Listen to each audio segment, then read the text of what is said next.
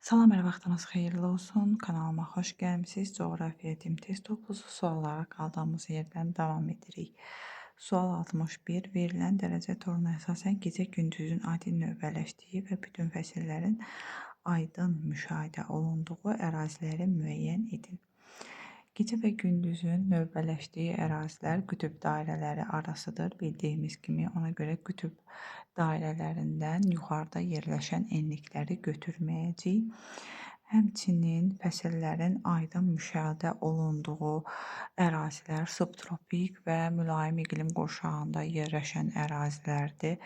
İşıqlanma qurşağı olaraq desək, mülayim işıqlanma qurşağında yerləşən əraziləri götürməliyik.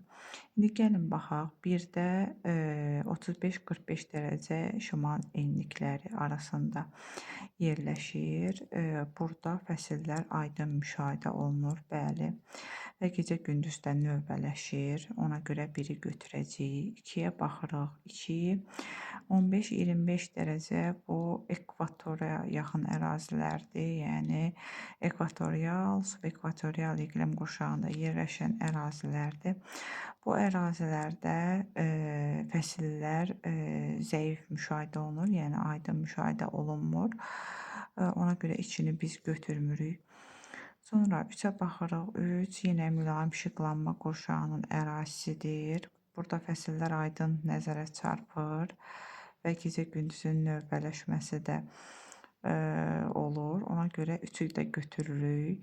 4-ə baxırıq. 4 qütb dairələrindən yuxarı enliklər olduğu üçün təbii ki, burada gecə-gündüzün növbələşməsi pozulur, götürmürük. 5-ə baxırıq. 5-də ekvator və subekvatorial iqlim qurşağının olduğu ərazilərdir. İşıqlanma qurşağı olaraq desək, tropik işıqlanma qurşağıdır. Burada fəsillər aydın müşahidə olunmur. Ona görə 5-i də götürmürük. Deməli, bizim doğru cavablarımız oldu 1 və 3. Cavablara baxırıq. 1, 3 D variantındadır. Yəni 61-in cavabı D variantıdır.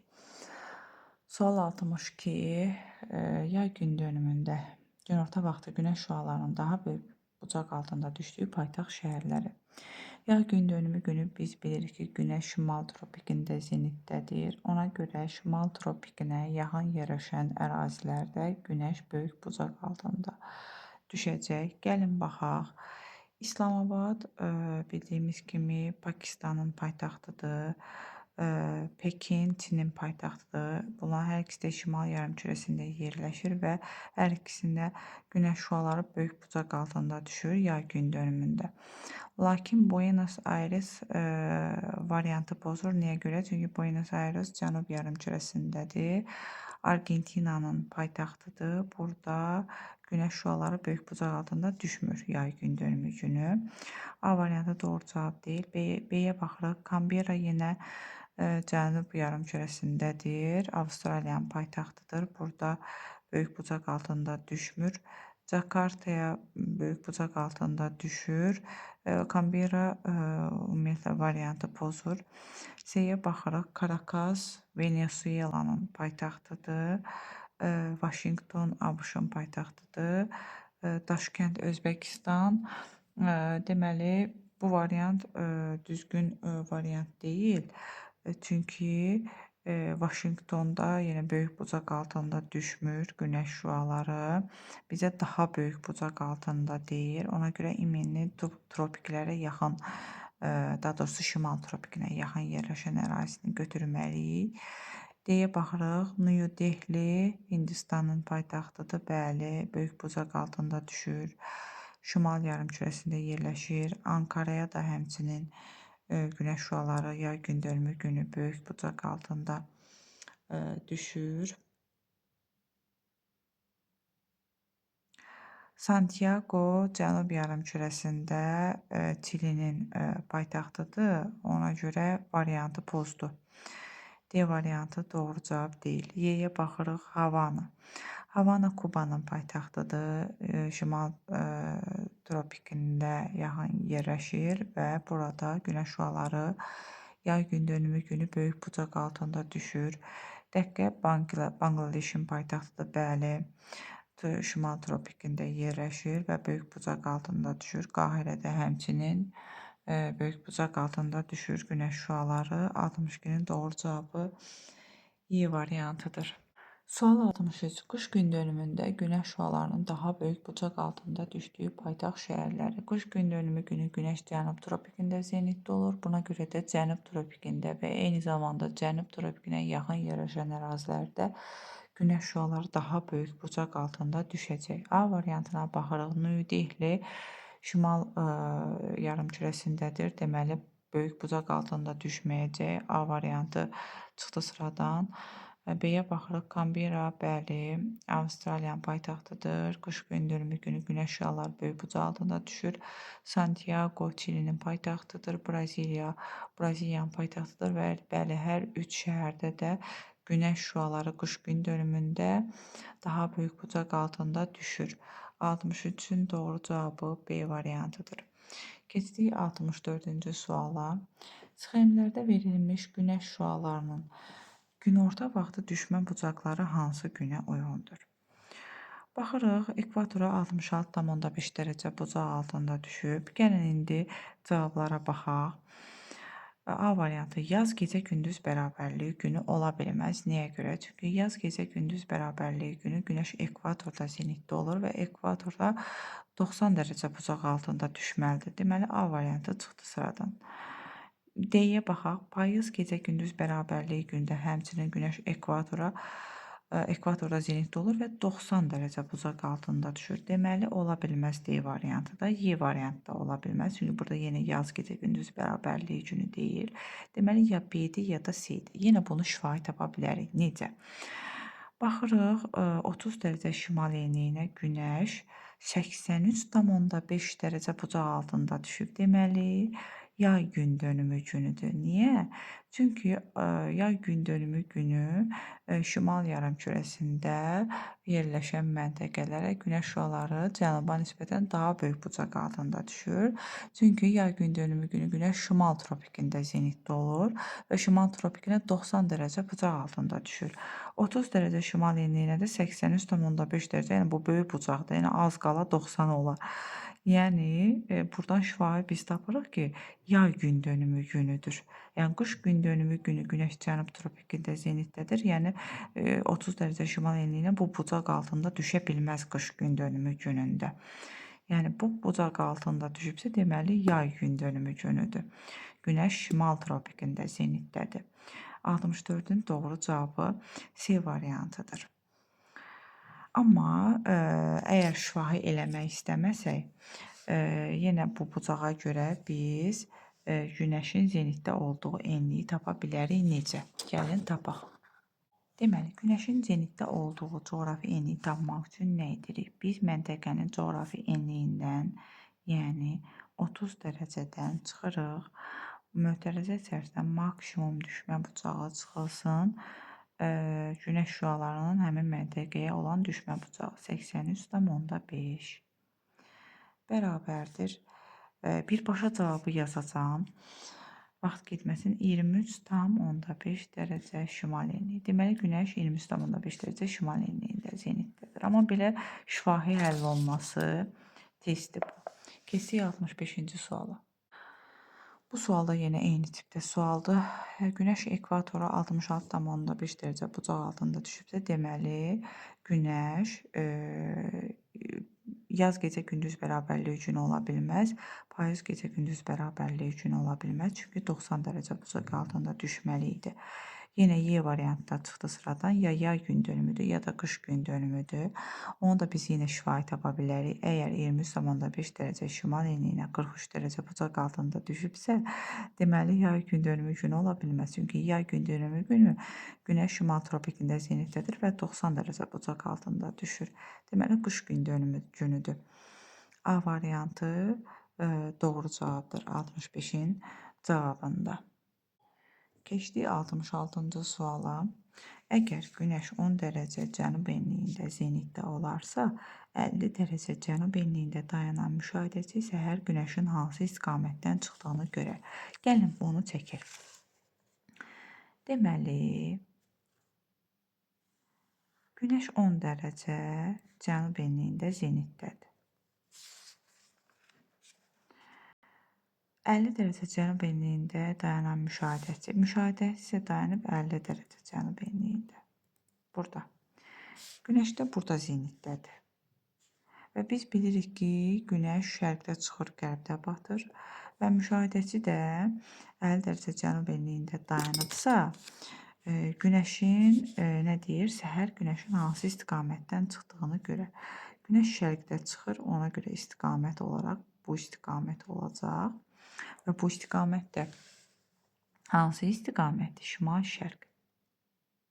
Yəni bu istiqamətdə görəcək günəşi. Baxdıq cavablara. 66-nın doğru cavabı A variantıdır. Sual 67. Buludsuz havada gecə vaxtı qütb ulduzu şimal yarımkürəsində 180 dərəcə azimutla hərəkət edən turistlərdən hansı tərəfdə görünər? Gəlin bunu da çəkək. Biz bilirik ki, qütb ulduzu yalnız şimal yarımkürəsində yerləşən məntəqələrdə görünür. Ona görə ancaq şimal yarımkürəsində baxaq görə nə deyir? 180 dərəcə azimutla hərəkət edən. Deməli, istiqamət budur. Turist 180 dərəcə azimutla gedir. Qütb ulduzu da şimal yarımkürəsində. Burada görsənir, şimalda görsənir. Deməli, bu istiqamətdə hərəkət edirsə, qütb ulduzu onun arxa tərəfində qalmış olacaq. Deməli, 67-nin doğru cavabı C variantıdır, arxa tərəfdə. Sual 68. Küraraz ovalağına səyahətə çıxan turistlərin kölgəsi günorta vaxtı onların hərəkət istiqamətinə uyğun gəlirsə, turistlərin hansı istiqamətdə hərəkət etdiklərini müəyyən edin. Əgər kölgə günorta vaxtı onların hərəkət istiqamətinə uyğun gəlirsə, deməli, günəş onların arxa tərəfindədir. Arxa tərəfindədirsə, onlar deməli hansı istiqamətdə hərəkət edirlər? Şimal istiqamətində hərəkət edirlər. Bu istiqamətdə hərəkət edirlər və günəş də onların arxa tərəfindən düşdüyü üçün kölgə də onların hərəkət istiqamətinə uyğun gəlir. Kölgə də onların hərəkət istiqamətinə uyğun gəlir.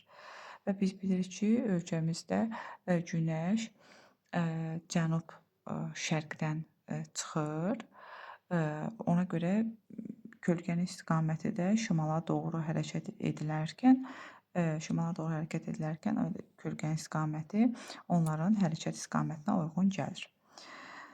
Belə, 68-in də cavabı deməli A variantı oldu. Sual 69. Yay gündönümü günü üçün aşağıdakılardan hansılar səciyyəvidir? Yay gündönümü günü günəş şimal tropikində zenitdədir. Gəlin baxaq. 1. Şimal qütb dairəsində qütb gecəsi olur. Yanlış ifadədir. Qütb gündüzü olur çünki. 2-yə baxırıq. Günəş şimal tropiki üzərində zenitdə olur ifadəsi doğrudur. 3. Günəş şimal qütb dairəsi üzərində zenitdə olur. Bu mümkün deyil. 4. Cənub qütb dairəsində qütb gecəsi olur ifadəsi doğru ifadədir. Deməli 2, 4 doğru cavablardır. 69-un doğru cavabı B variantıdır. Sual 70. Qış gündönümü günü üçün aşağıdakılardan hansılar səciyyəvidir? 1. Cənub qütb dairəsində qütb gecəsi olur ifadəsi yanlışdır. 2. Günəş cənub tropiki üzərində zenitdə olur. Bəli, 2 doğrudur. 3. Günəş cənub qütb dairəsi üzərində heç vaxt zenitdə ola bilməz. Yəni yanlışdır. 3. 4. Şimal qütb dairəsində qütb gecəsi olur. Bəli. Günəş cənub tropikində zenitdə olarkən şimal qütb dairəsində qütb gecəsi olur. Deməli 2, 4 doğru cavablardır. 70-in doğru cavabı Y variantıdır. Keçdik 71-ci suala. Günəş 10 dərəcə şimal enliyində zenitdə olarkən hansı coğrafi enliklərdə qütb gecələri müşahidə edilir?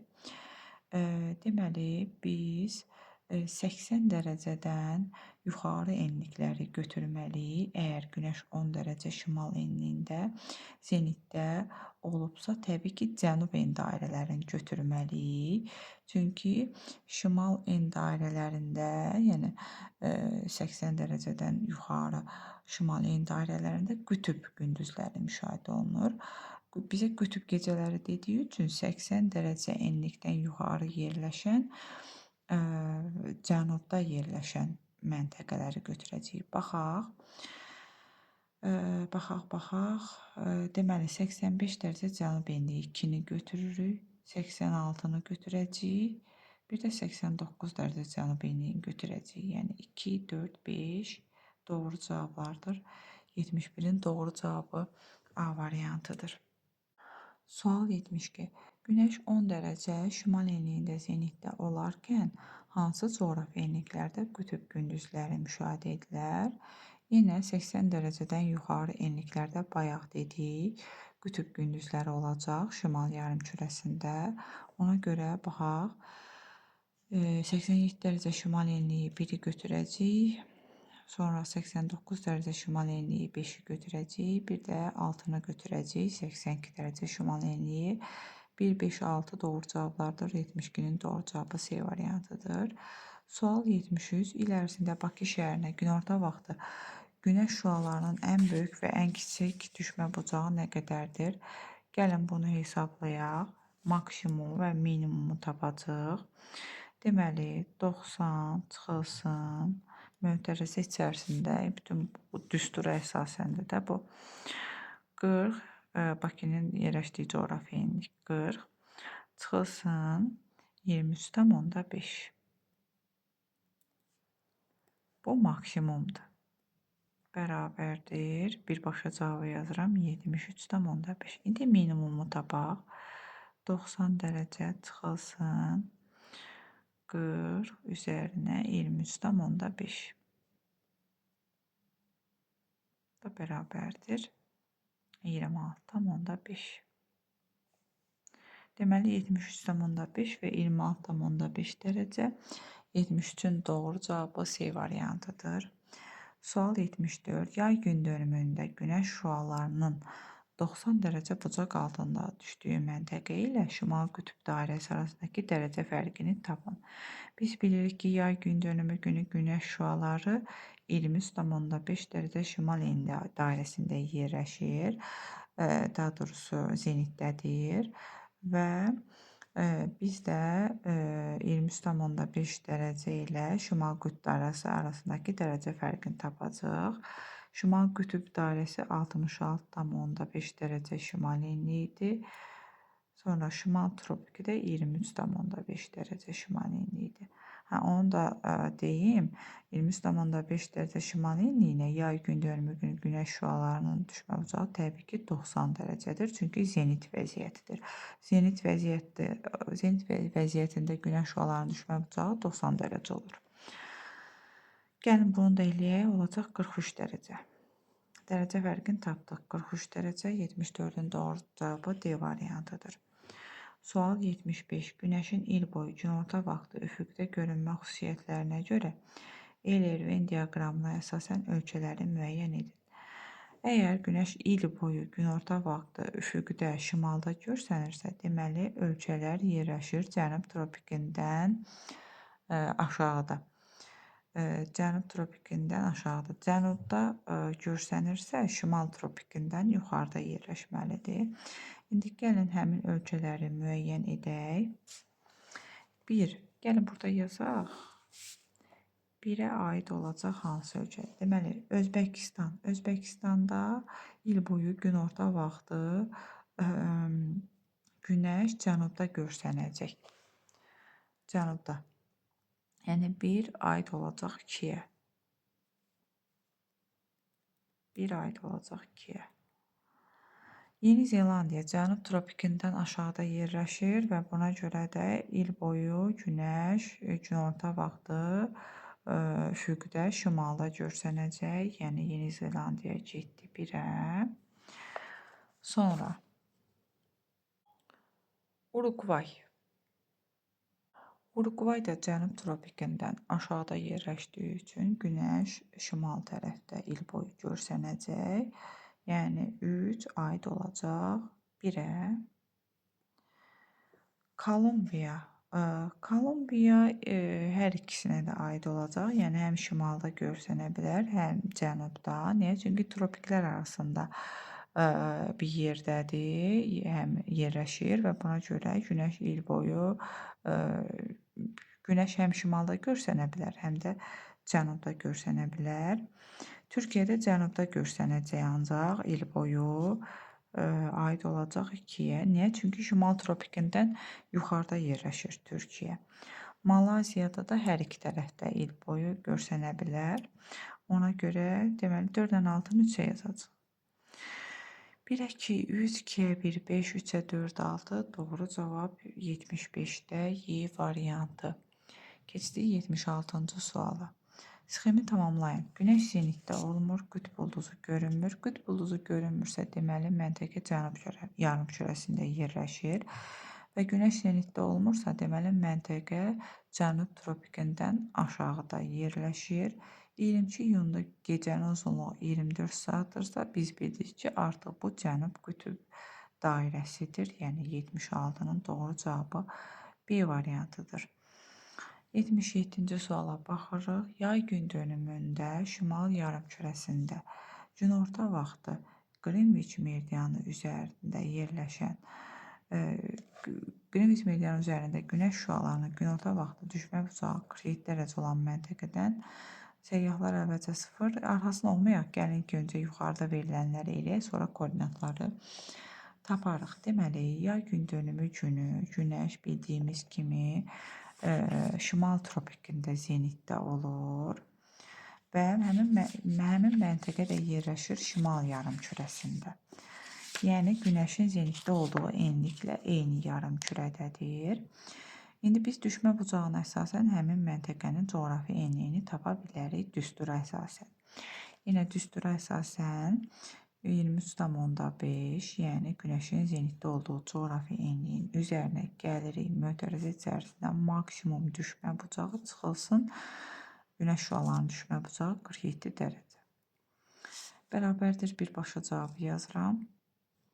66,5 dərəcə şimal en dairəsi. Tapdıq. İndi gəlin biz bunu çəkək. Deməli, Qrinviç meridianı üzərindədir deyir, yəni 0 dərəcə. 66,5 dərəcə şimal enliyindədir.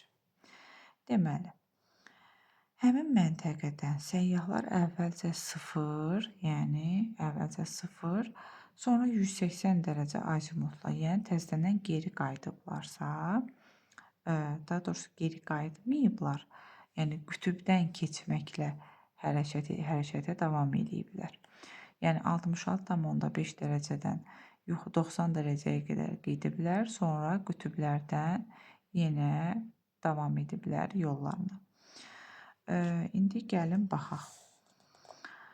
Deməli, nə qədər yol gediblər? 6660 kilometr yol gediblər. Gəlin bunu dərəcəyə çevirək. 6660-ı meridian üzrə getdikləri üçün 111-ə bölməliyik. 111-ə böləndə edəcək 60 dərəcə. Yəni ümumilikdə 60 dərəcə yol gediblər. Və 90 dərəcəyə qədər neçə dərəcə gediblər, onu tapaq.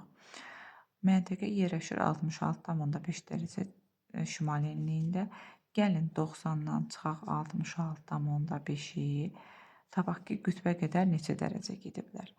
90-dan 66,5 çıxanda edəcək 23,5. Deməli, həmin o getdikləri 60 dərəcəlik yolun 23,5 dərəcəsinin qütbə qədər gediblər. Sonra qütbdən yenə üzü cənuba doğru istiqamət alıblar. Neçə dərəcə? Neçə dərəcə getdiklərini tapmaq üçün yenə nə edəcək? 60-dan çıxacaq 23,5-i. O da edəcək neçə? Neçə edəcək?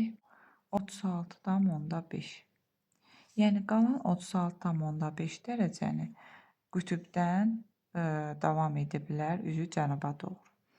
Və qütblər də 90 dərəcəlik enliklərdir və həmin məntəqənin coğrafi enliyini tapmaq üçün nə edəcəyik? 90-dan da 36,5-i çıxacaq, tapacaq koordinatları.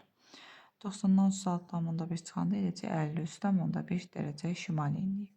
Greenwich-də olduğu kimi qalır, çünki əks daha doğrusu bircə dəqiqə. Əks meridian olacaq. Əks meridian olduğu üçün təbii ki, Greenwich artıq dəyişir, olur 180 dərəcəlik uzunluq, 180 dərəcə uzunluq, 53,5 dərəcə şimal enli dairəsi. 53,5 dərəcə şimal enli. Bu da koordinatlarımız. Variantlara baxaq. Y variantı doğru cavabdır. Keçdik 78-ci suala. Sankt-Peterburq şəhərində günorta vaxtı günəşin düşmə bucağı 6,5 dərəcədir. Bu zaman şimal yarımkürəsində hansı fəslin başlandığını və günəşin hansı enlikdə zenitdə olduğunu müəyyən edin. Deməli, yenə günəşin hansı enlikdə zenitdə olduğunu tapmaq üçün biz düsturdan istifadə edəcəyik.